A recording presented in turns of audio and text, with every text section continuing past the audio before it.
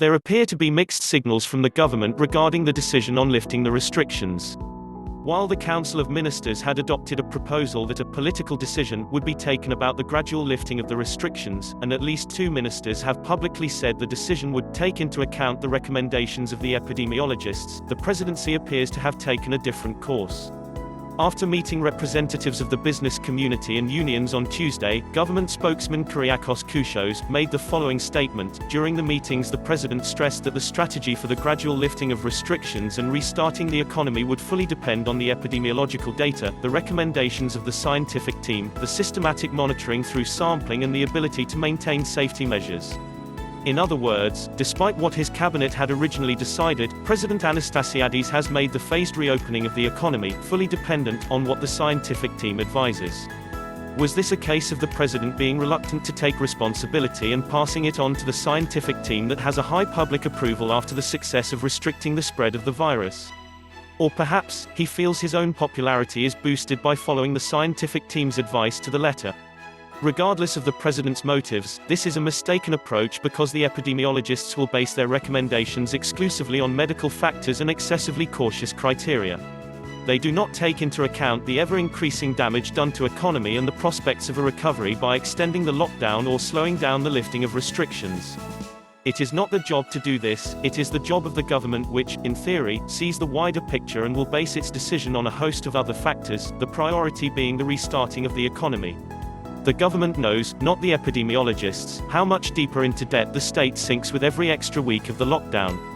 It is imperative that the Council of Ministers takes back control when it meets this week to decide which sectors of the economy would be allowed to reopen.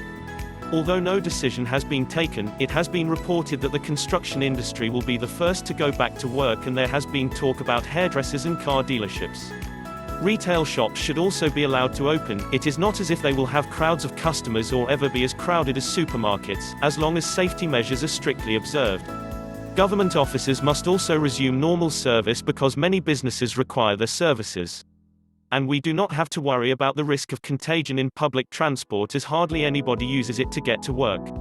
What the government needs to do is have a proper plan for the restarting of the economy, which should include the protection of the vulnerable groups by their continued self-isolation and the provision of support for them, the drafting of mandatory safety standards for businesses that reopen, continuation of social distancing and of protection measures, ban on public gatherings, continuation of the large-scale testing, data collection and processing to create an epidemiological model that could help us deal with a possible resurgence of the virus during the gradual lifting of restrictions. One of the government's scientific advisors, Petros Karianis, professor of microbiology molecular virology, warned, meanwhile, that if there was a resurgence in the number of infections, some of the restrictions would have to be reinstated. It was an illustration of the scientists' no risk regardless of consequences approach.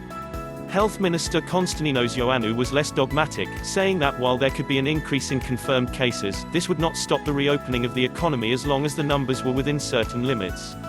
This is the sensible approach that we hope the president will also adopt, rather than opt for the ultra-caution of his scientific advisors. This ultra-caution is another form of complacency that nobody talks about. Everyone warns against any complacency resulting from the decreasing number of confirmed cases, but nobody talks about the complacency stemming from the success of the restrictive measures that gives rise to calls for keeping them in force for months, regardless of the damage being done to people's livelihoods, the economy and state finances.